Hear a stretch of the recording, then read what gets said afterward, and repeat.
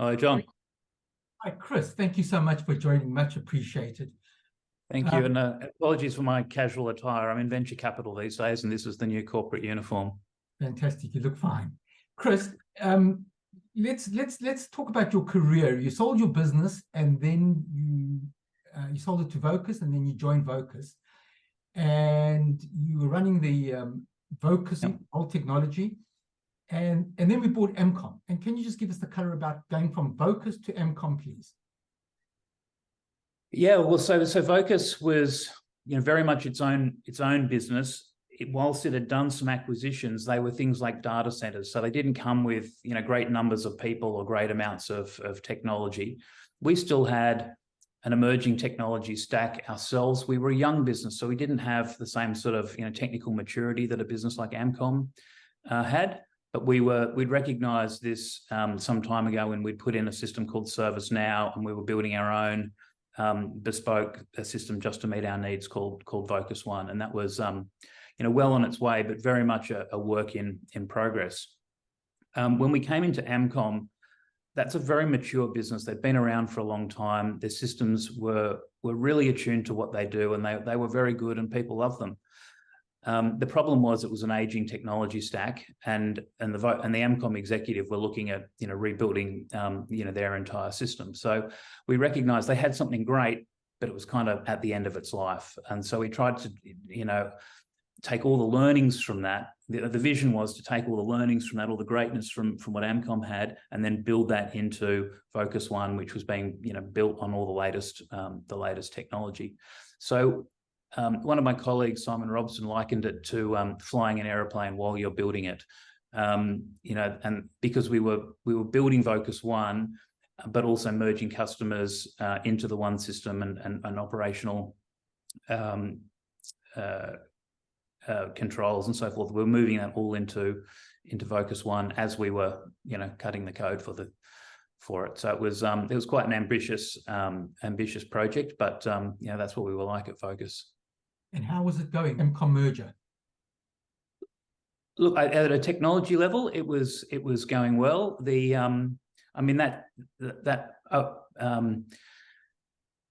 That system level was probably the biggest stumbling block. The people side was going quite well. Obviously, you in any merger like this, you get some people who get on the bus and some people who don't want to get on the bus. But by and large, it went very well, and I sort of inherited some fantastic people in my team, which was great. But the billing system, Vocus One, was a challenge, but it was going pretty well, not without its ups and downs, but overall we were getting there. That's like any new system, ups and downs. Absolutely, yeah. And then we go along and we buy M2. So can you tell us what happened then?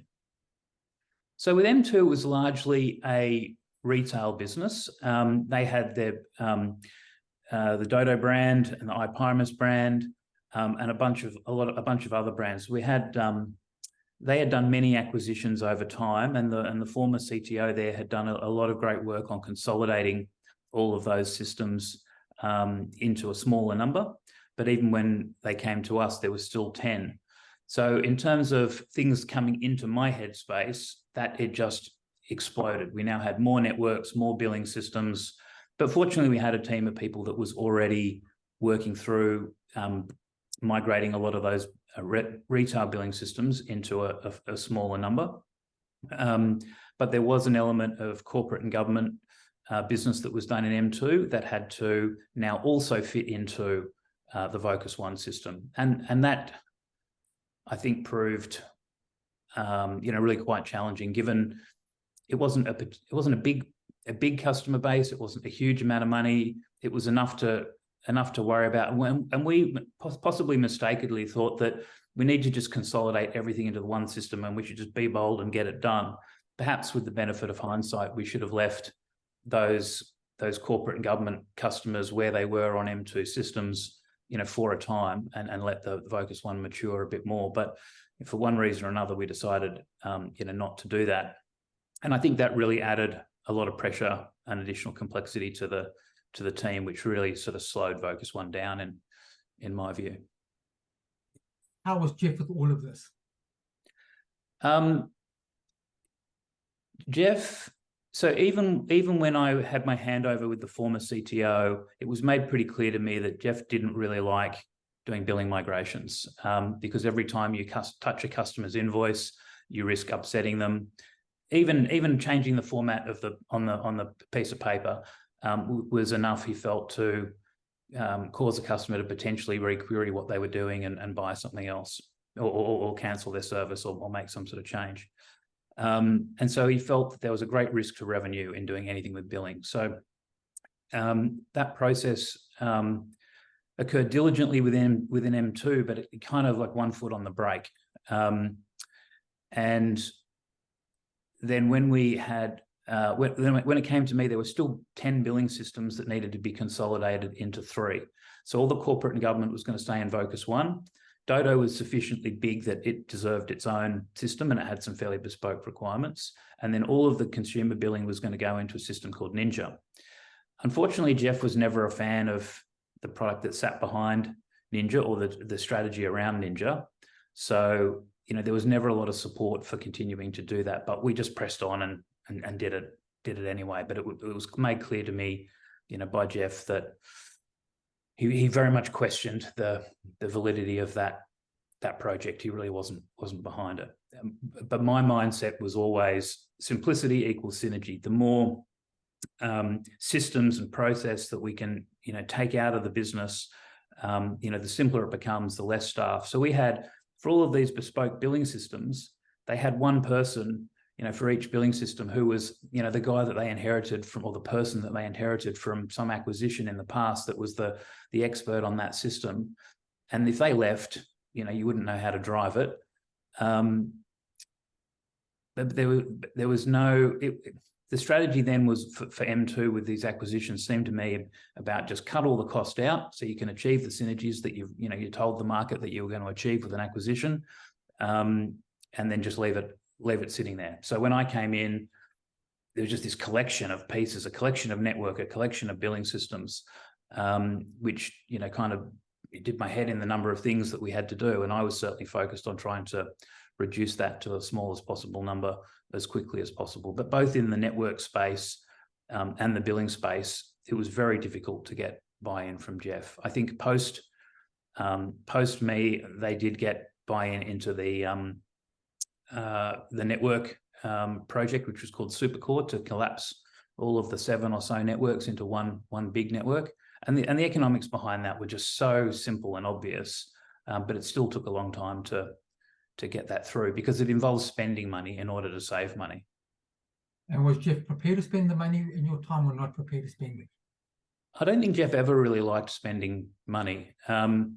Before the M2 merger, Vocus spoke to M2 about acquiring its fibre network, because M2 have its own fibre network? Yeah, so this is interesting, John. So back when, you remember when Vocus bought Digital River? Yes. Not long, and that was the turning point that made Vocus into a fibre business. Well, M2 had bought a business called iPrimus, which was a consumer business, but it had some government and enterprise in it, and it had its own DSLAM network. So it was a bit more like Vocus. It was a bit of an infrastructure business. But they bought that actually before we bought Digital River, and yet they didn't do anything with that network. They left it there to service the retail base. They grew their retail base. They hung on to some of the enterprise customers, but they never built on that. And I just find it striking that James saw a fibre asset and what it could deliver, and built a huge business out of it, and they left it in the corner and did nothing with it, with their version, which was quite a lot bigger than the Digital River. So I remember in one of your podcasts, you told a bit of a story about the Digital River, and Geoff went off at you, and I can't help but think that's largely because he realised the reason it was an insult was because it makes him realise the missed opportunity he had back then to have built a Vocus within M2. But how big was his network? Look, I don't remember, John. There was quite a number of DSLAMs. It was a lot bigger than the Digital River network. I can tell you that for nothing.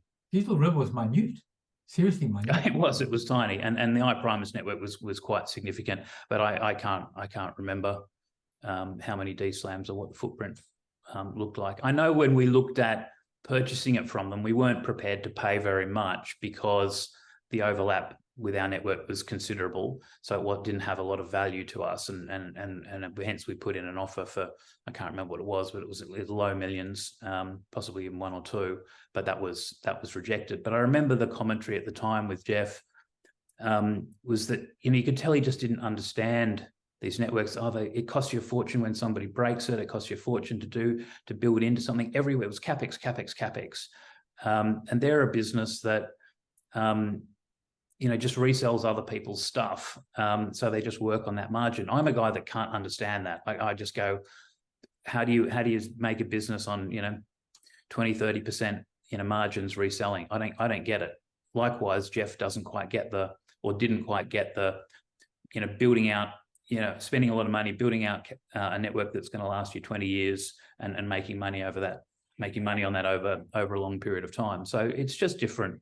I don't think he ever really got the Vocus business model, or the Vocus, you know, fiber business model. I mean, I think the thing that I find confusing about this is that I was never keen on the M2 acquisition, and I made that very clear to James. He eventually talked me around on it, the benefits, as I'm sure you're aware that he can do that.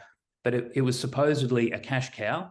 That was one of the big selling points, and the other was that, you know, they had a lot of traffic on their network.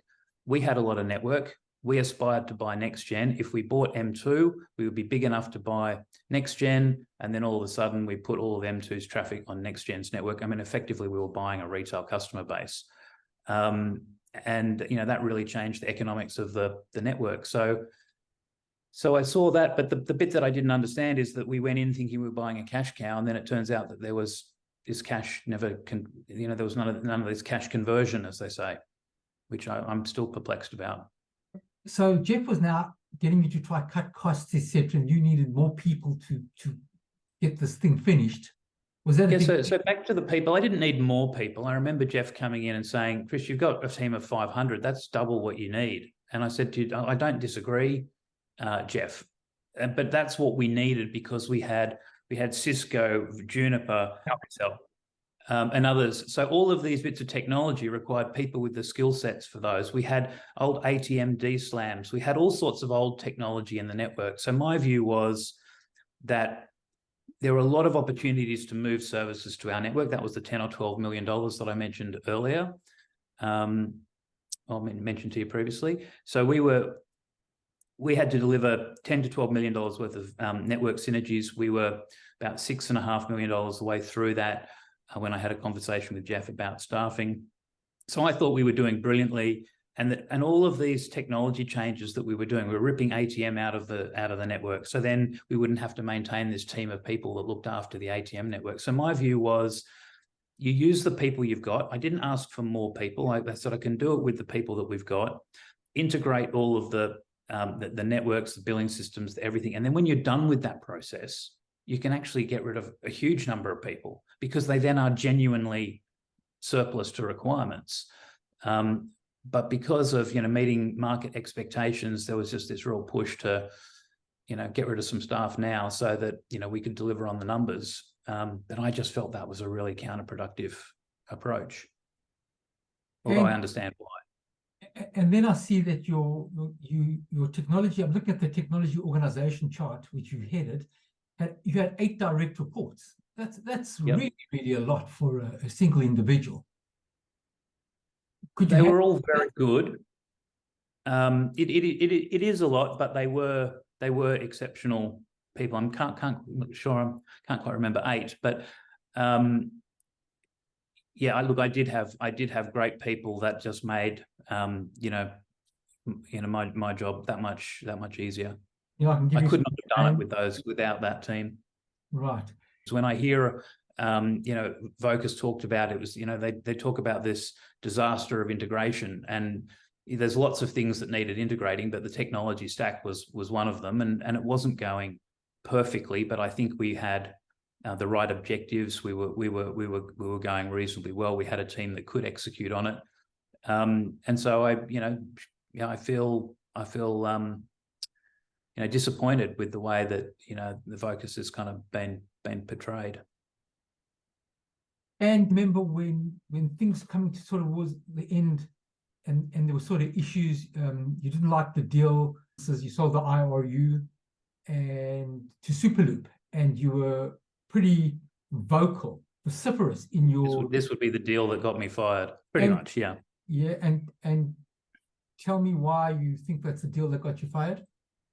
Well, as you would know, John, Vocus had a culture of, challenging everything. I remember you in board meetings regularly challenging James and Rick, but it was all in the interest of getting to the right result. And we were like that at our executive level, and that's the way we were brought up in that business.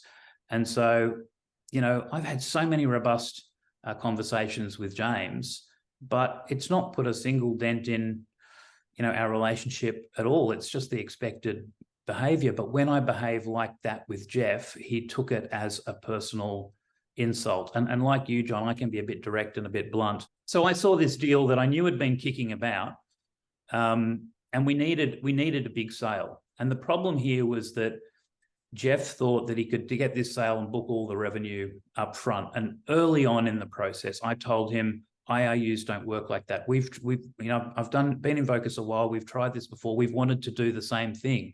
The accounting rules don't let you do it. And Geoff was, well, you're not an accountant. I'm getting accounting advice on that. And then he went out to the market and up down numbers. And then he found out that he couldn't book this revenue, and he had a problem on his hands because the accountants eventually told him what I told him.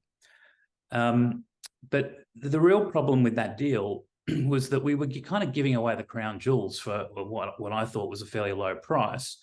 That was part of the problem. But the other problem was it was quite vague. It said that a Superloop had a certain amount of net bandwidth, and they could have that delivered at any amount delivered at any of our points of interconnect, any on-net building.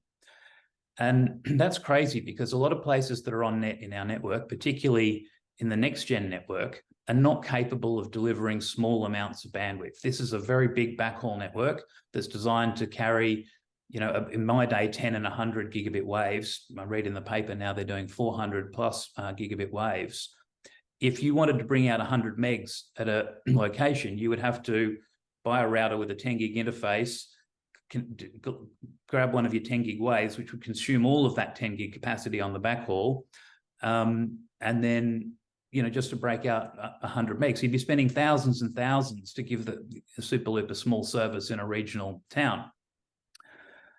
Fortunately, Geoff kind of got mad at me with the whole thing and flipped it all to Mick Simmons. And Mick Simmons actually listened to what I had to say and went and adjusted the contract with Superloop, so there were some minimum size orders that they could place and so forth. Because otherwise, this deal had a known amount of income, but an unknown amount of cost, and all of that cost was going to be all of the income was going to end up in corporate and government, but all of the cost was going to end up in the technology business as capex, and it could have the cost to deliver could have been more than the cost of the service, which was obviously a crazy place to be. But fortunately, Mick Simmons, took on board my comments and improved the deal. But I still thought it was way too good a deal to be doing.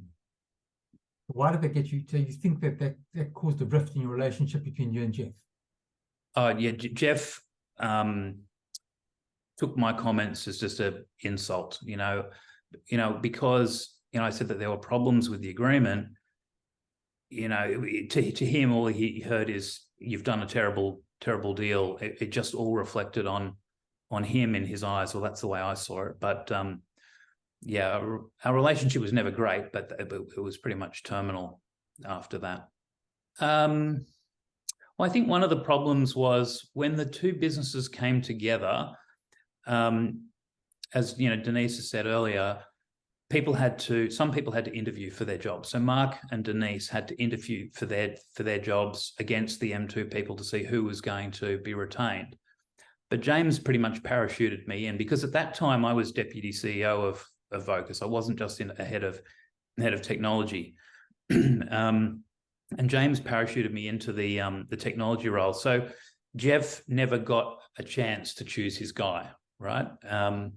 And I think that got me off on the wrong foot right from the beginning.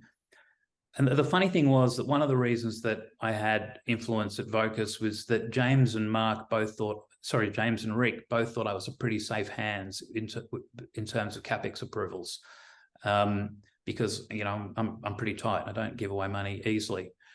But by the time we've done all these mergers and acquisitions and we had different network of different ages, I then got to the point of, you know what, we actually need to spend some money on this network now to build a new network that will replace them all.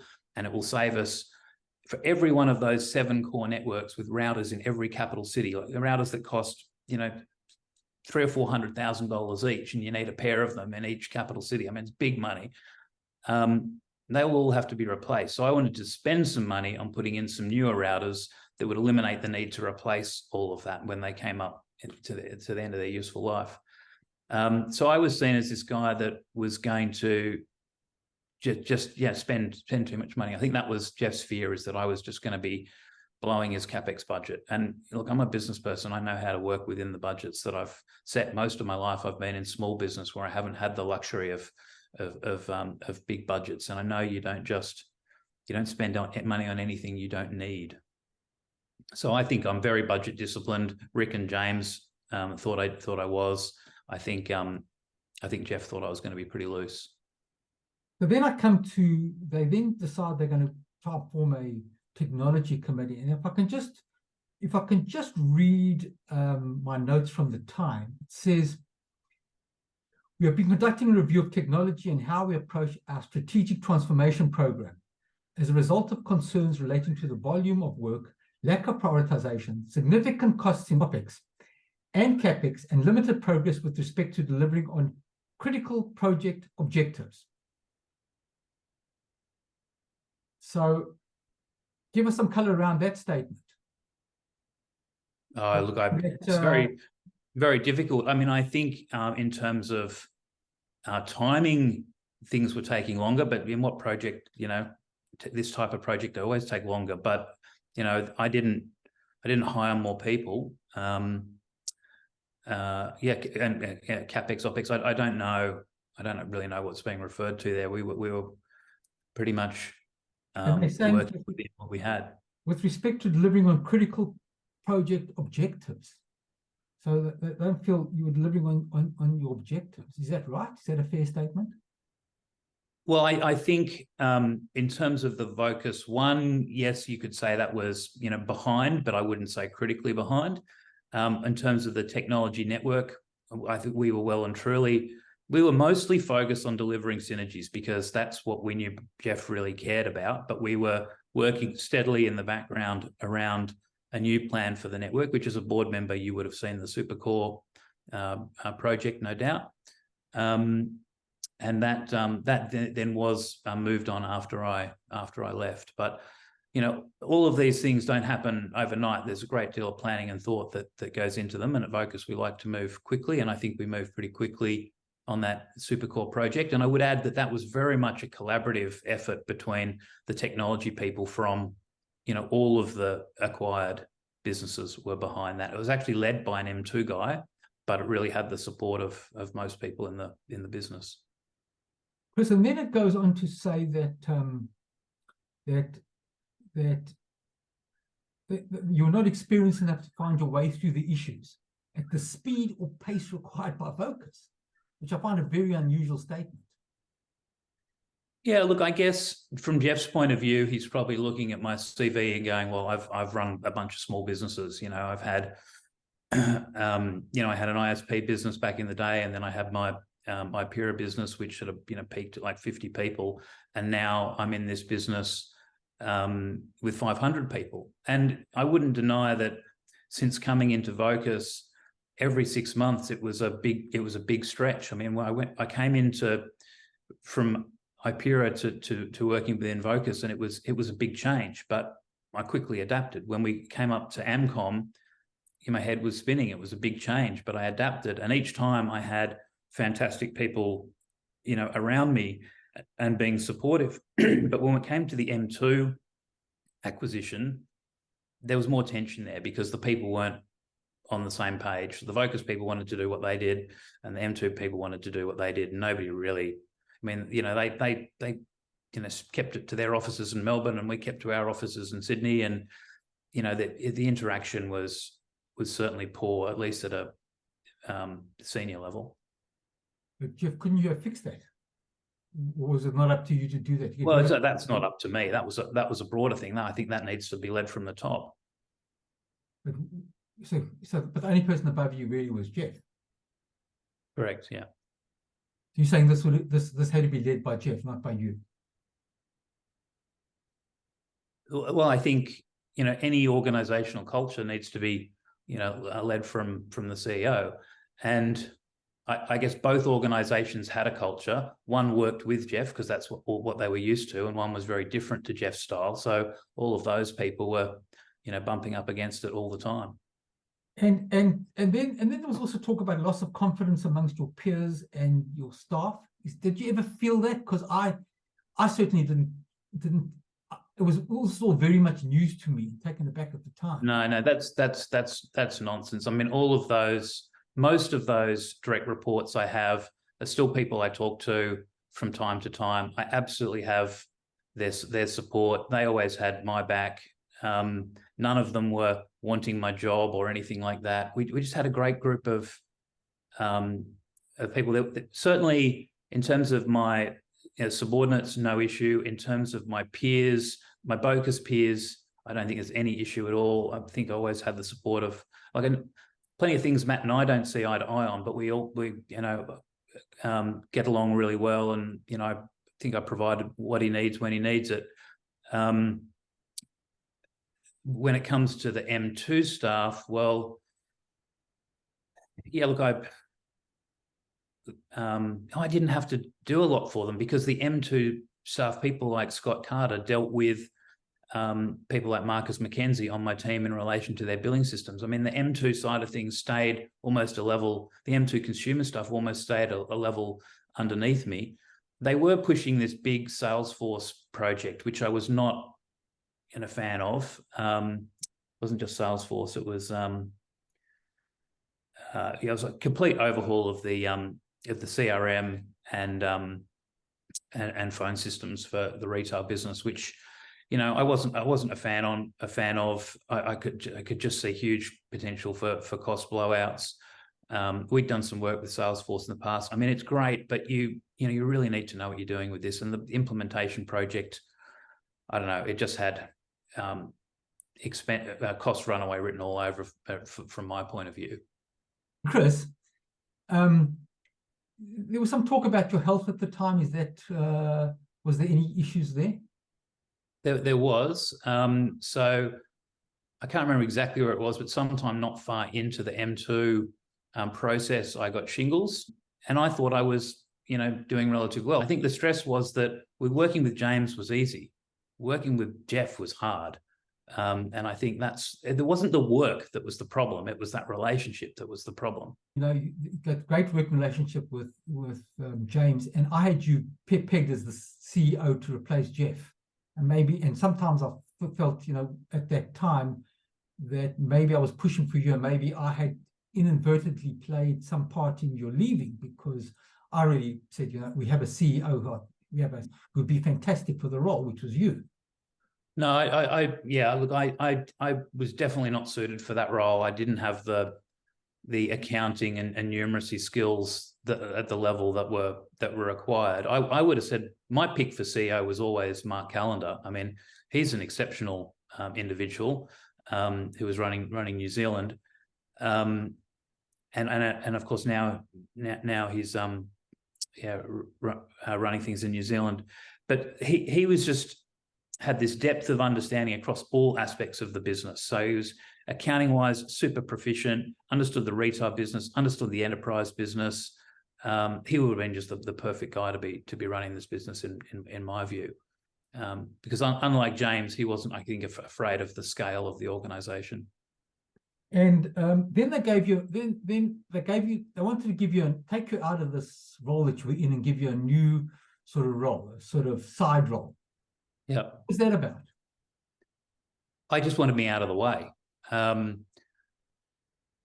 Like he said, he recognised that I had value to add, but not in that role. Obviously, I was insulted by that. I'm a guy. I didn't need the job. Like, I don't need the money. So no, you sold your business. I remember.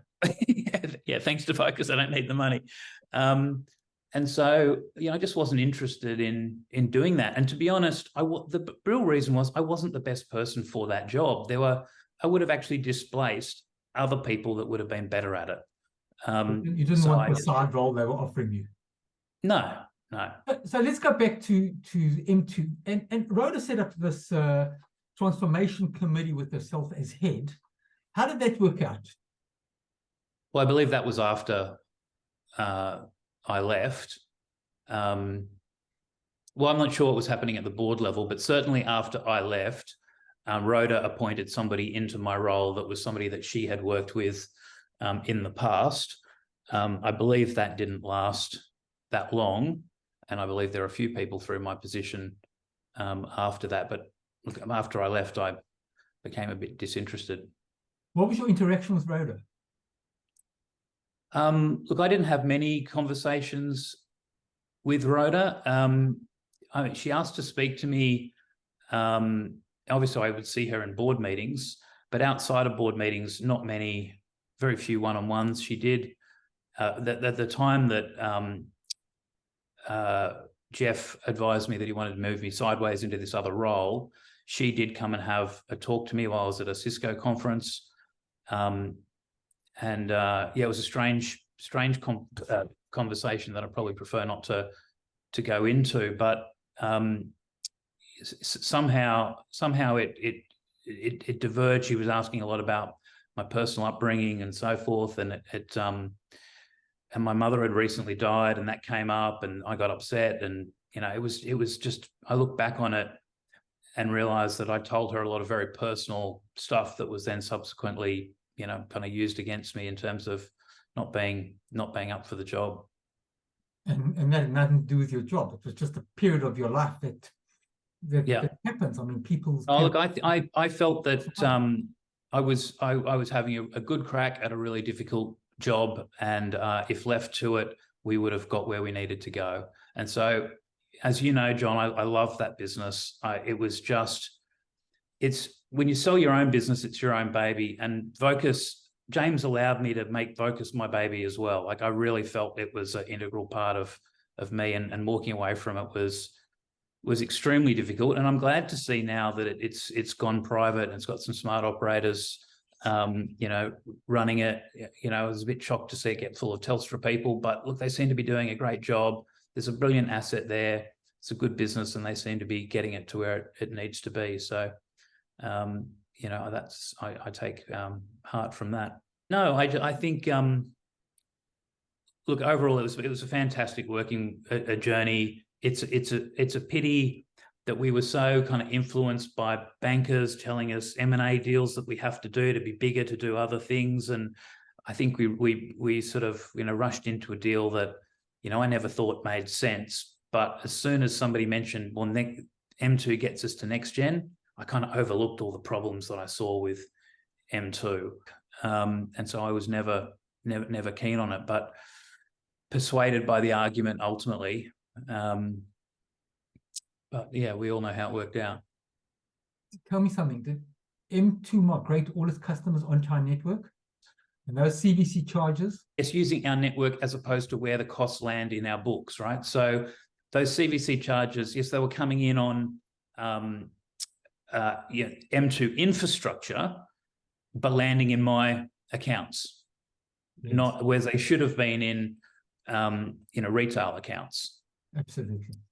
Yeah. So that was a massive con. And look, that retail business, it's funny. We all on Vocus think that the retail business doesn't make any sense at all, and the people on the M2 side, couldn't understand our business and didn't think it made any sense at all, as I'm sure you're aware. So, Chris, that has been a fantastic interview, and I want to thank you so much for the time. Thank you. You're welcome. Thanks, John. Bye. Thanks. Cheers. Bye.